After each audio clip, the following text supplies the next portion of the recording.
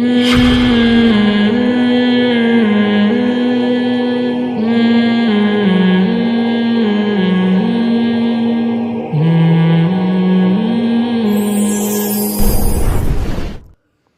وہ ہر ایک کا اپنا اخپل طریقہ ہوتا ہے. خیر صلی اللہ علیہ وسلم نے فرمایا کہ آپ کے اندر دو خاصیتیں ایسی ہیں جن کو اللہ اس کے رسول پسند کرتے ہیں, الحلم والانا. ایک ہے بردباری, برداشت, فوراً جذباتی نہیں ہو جاتے. یہ صحابی کو آپ ان کے سامنے ان کی تعریف کر رہے ہیں. کتنے خوش قسمت صحابی ہیں یار, سید الانبیاء, جن کی ایک ایک بات ایسی مستند ہے کہ کوئی اس کو چیلنج نہیں کر سکتا, اور سامنے کہنا ہے بھائی. فرمایا کیا ہے؟ حلم, بردباری. یہ میں اس لیے بتا رہا ہوں کہ اتنی بڑی کوالٹی ہے نا یہ, کہ اللہ نے اپنے آخری نبی کو حکم دیا کہ آپ ان صحابی کے منہ پہ بتائیں کہ تمہارے اندر یہ دو کوالٹیاں اللہ اس کے رسول کو بہت زیادہ پسند ہے, ان پہ قائم رہنا, ان کو چھوڑنا نہیں ہے. ایک ہے برداشت, جو ہمارے ہاں مارکیٹ میں سب سے مہنگی چیز برداشت ہے. ایک دم تیش میں آنا, جذبات میں آ جانا, چنگیز خان بن جاتا ہے آدمی. کچھ بھی دیکھ لیا, کچھ بھی سنا ہو, ایک دم جو ہے نا ایکسائٹیڈ نہیں ہو جاتے, جذباتی بن. اماں نے آپ کو بول دیا آپ کی بیگم ایسی ہے, ایک دم آگ بگولا دھاڑ کر کے بیگم کا دروازہ کھلے گا, جیسے کنڈی توڑ کے چلا جائے گا. آج تو نے ایسا کیا ہے, آج تو نے ماں کو یہ بولا ہے. اور اگر بیگم نے کچھ بول دیا آپ کی اماں, ایک دم پاگل ہو جائے گا, آگ بگولا ہو جائے گا, میری ماں ایسی ہو گئی. دفتروں میں بھی ایسا ہی.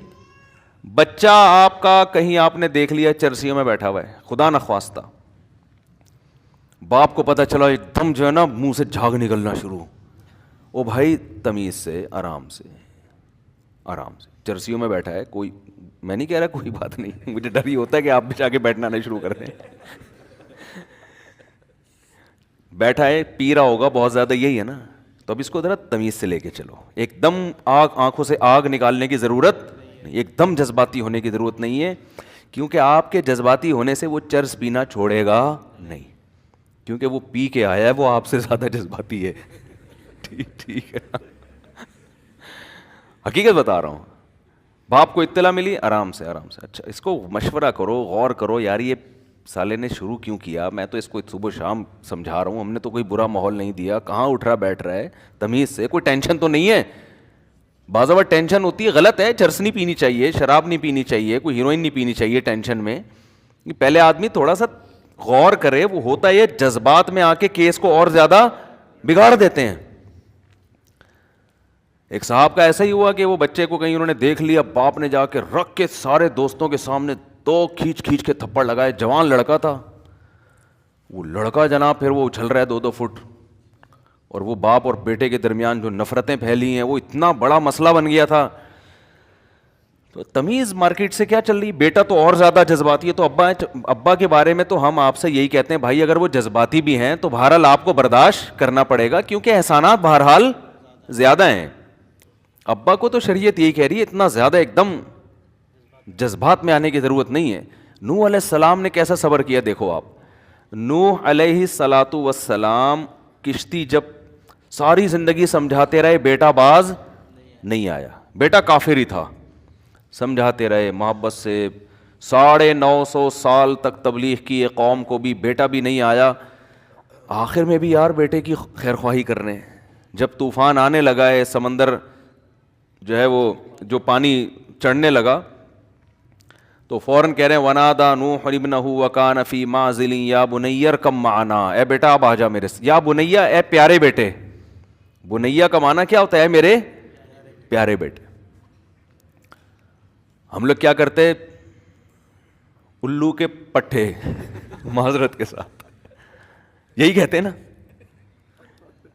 اگر قریب بھی آ رہا ہوتا, دفع ہو یہاں سے, اب نہیں گھسنے دوں گا, بلکہ اس سے پہلے ہی کام تمام ہو چکا ہوتا. لیکن بہرحال باپ پھر بھی برداشت کرتا ہے, میں نے دیکھا ہے. بیٹے اتنے برداشت نہیں کرتے جتنا, کیونکہ بہرحال وہ اولاد کی اللہ نے ایسی محبت رکھی ہے نا, غصہ کرے گا بھی تو پھر بھی وہ چاہے گا کہ یہ آ جائے. آخر وقت میں بھی کہہ رہے ہیں اے میرے پیارے بیٹے ارکم معنا ولا تکم مع الکافرین, ان کافروں کے ساتھ نہ ہو. وہ اتنا فرعون متکبر، سآوی الی جبل یعصمنی من الماء، کہہ رہا ہے میں پہاڑ پہ چڑھ جاؤں گا جو مجھے پانی سے بچا لے گا. قال لا عاصم اليوم من امر اللہ الا من رحم، اے بیٹا آج کے دن جس پر اللہ رحم کرے وہی بچ سکتا ہے، کوئی اور نہیں بچ سکتا. لیکن ابا مولوی تھے نا اس زمانے کے، بچہ لبرل تھا، اس کی سمجھ میں ابا کی باتیں نہیں آ رہی. وہ کہہ رہے بارشیں بھی ہوتی ہیں، سیلاب بھی آتے ہیں، نیچرل ہے، یہ کیا ہے؟ نیچرل ہے، جو اوپر چڑھ جاتا ہے وہ بچ جاتا ہے، تو بچ جاؤں گا. یہ نہیں دیکھ رہا کہ یہ عام سیلاب نہیں ہے، یہ وہ سیلاب ہے جس کی میرے ابا پیش گوئی کر چکے ہیں اور یہ پوری ہو رہی ہے پیش گوئی، تو یہ عام سیلاب نہیں ہے. تو قرآن کیا کہہ رہے ہیں؟ آپس میں بھی کنورسیشن ہو رہی ہے، دونوں کی بات چیت ہو رہی ہے. وحال بینہم الموج فکان من المغرقین، ایک بڑی موج آئی اور اس کو بھی لے ڈوبی. اس کے بعد بھی پریشان ہے، بچہ آنکھوں کے سامنے ہلاک ہو گیا. پھر اللہ سے کہہ رہے ہیں کہ قال نوح ان ابنی من اہلی وان وعدک الحق وانت احکم الحاکمین، اے اللہ تو نے وعدہ کیا تھا میرے اہل کو بچائے گا، میرا بیٹا تو میرے اہل میں سے. کس قدر محبت ہوتی ہے باپ کو اپنی اولاد سے، آپ اس سے اندازہ لگاؤ یار. ایک تو پیغمبر کی محبت بھی ہے، دوسری باپ بیٹے کی محبت. اور حقیقت میں آج بھی الحمدللہ ایسا ہی ہے.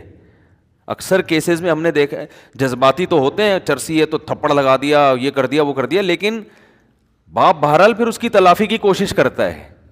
باپ بہرحال پھر بھی اس کو سینے سے لگانے کے لیے آخری دم تک تیار ہوتا ہے.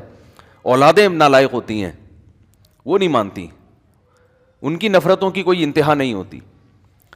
لیکن بہرحال ہمیں اس سے یہ سبق میں ملتا ہے کہ باپ کا بھی ایٹیٹیوڈ ایسا ہونا چاہیے، اس میں بھی برداشت ہونی چاہیے. لیکن میں پھر بھی آپ سے کہوں اگر ابا برداشت نہیں کر رہے تو گھر کا ماحول خراب نہیں کرو، آپ کے باپ کو بھی برداشت کرنا پڑے گا ابا کی. سمجھ آ رہی ہے بات؟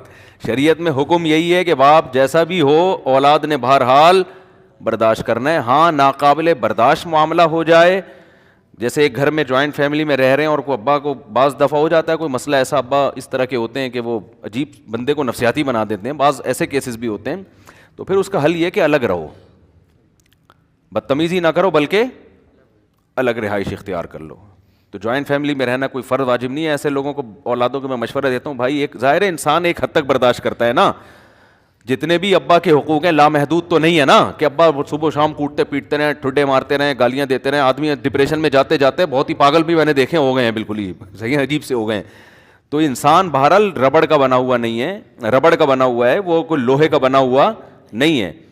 تو اس کا نتیجہ پھر ڈپریشن میں جائے گا اور زیادہ مصیبت میں ہو جائے گا. تو اس کا حل یہ ہے کہ ایسے موقع پہ علیحدگی اختیار کر لی جائے. ابراہیم علیہ السلام نے یہی کیا. باپ نے جب دھمکی دی کہ میں پتھر سے مار کے ہلاک کر دوں گا تو اب کیا کرتے ابراہیم علیہ السلام؟ یہ تھوڑی کہ وہ مار کھا لیں ٹھیک ہے جی آپ مجھے قتل کر دیں.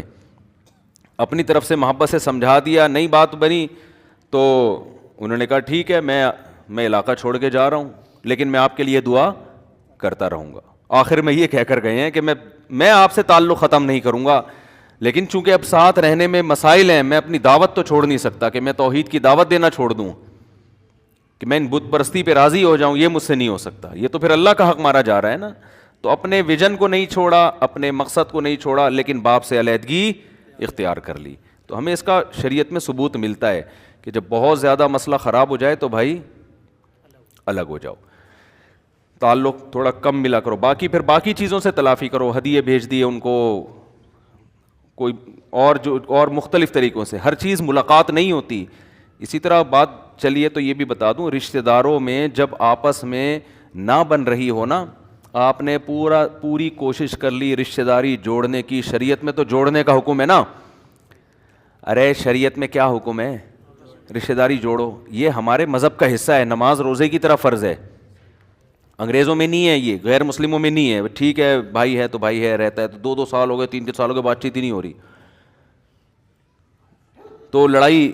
لیکن ہمارے ہاں ایسا شریعت میں اجازت نہیں ہے کہ بھائی ہے تو 2 سال سے بات ہی نہیں ہو رہی. ایسا نہیں ہوتا بھائی، سمجھ رہے ہو؟ بہن ہے تو بات ہی نہیں ہو رہی. حضرت ابو ہریرہ رضی اللہ تعالی عنہ جمعرات کو درس دیا کرتے تھے، تو انہوں نے حضرت ابو ہریرہ نے یہ فرمایا کہ جو رشتہ داری توڑتا ہے وہ اس مجلس سے چلا جائے. ایک روایت میں نے پڑھی ہے. تاکہ اللہ ہماری دعا رد نہ کر دے اس کے گناہ کی وجہ سے. تو وہ ایک بندہ گیا اور واپس آیا, تو کسی نے پھر ان سے پوچھا بھائی کیا؟ انہوں نے کہا میری پھپھی سے میں نے 2 سال بات نہیں کی تھی, تو آج میں ان کو منا کے آیا ہوں آپ کی محفل. تو رشتہ داری تو جوڑنی ہی جوڑنی ہے نا, لیکن جوڑنی کس طرح سے ہے وہ ہر ایک کا طریقہ دوسرے سے مختلف. بعض دفعہ اچھا جوڑنی حدیث میں آتا ہے سل من قطعک, جو رشتہ داری توڑتا ہے نا اس سے جوڑنی ہے, جو جوڑ رہا ہے وہ تو ویسے ہی جوڑنی ہے. مسئلہ سارا یہ ہوتا ہے نا کہ لوگ کہتے ہیں ہمارا بھائی تو تمیز سے بات نہیں کرتا, ہماری بہن تو یہ کرتی ہے, ہمارے ماموں نے تو اس دن یہ بول دیا تھا میرے کو. میں بھی کسی کا ماموں ہوں, یہاں بیٹھے ہوئے ہیں بانجے میرے نا, ہمارے ماموں نے تو اس دن یہ بول دیا تھا, ہمارا ان کے میں نے بول دیا تھا نا بیوہ سے نکاح کرنا چاہتے ہیں. یہ ہو سکتا ہے ان کے فیل کیا ہو انہوں نے, یار ہم نے آپ سے بولا تھا آپ نے مائک میں بول دیا, تو ہو سکتا ہے ان کا میٹر گھوما ہو. تو ادھر خالہ نے یہ کہہ دیا, تو ماموں نے یہ کہہ دیا, کہ تو یہ سب گھروں میں چل رہا ہوتا ہے.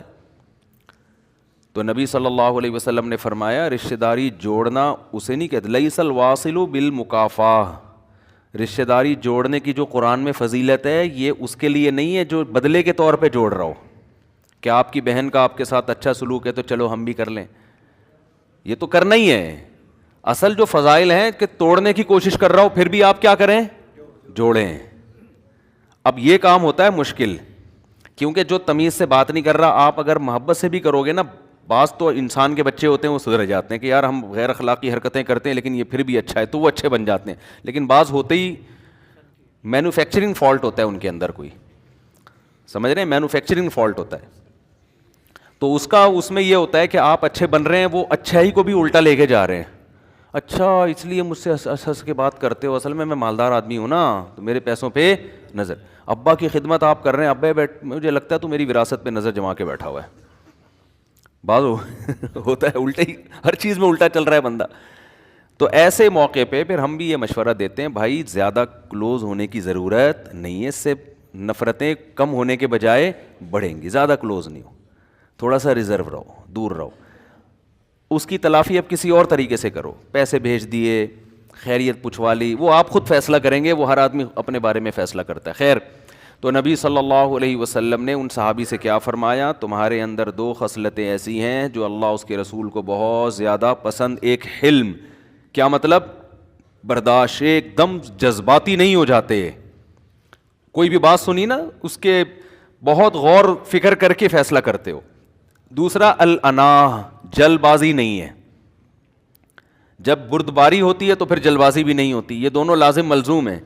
الحلم والاناہ, جلد بازی نہیں ہے, کوئی فیصلہ کرنے میں جلد بازی سے کام نہیں لیتے. حدیث میں آتا ہے العجلۃ من الشیطان, جلد بازی شیطان کی طرف سے ہے, والانات من الرحمن, اور سکون اور اطمینان کے ساتھ فیصلہ کرنے کی صلاحیت یہ کس کی طرف سے ہے, اللہ کی طرف سے.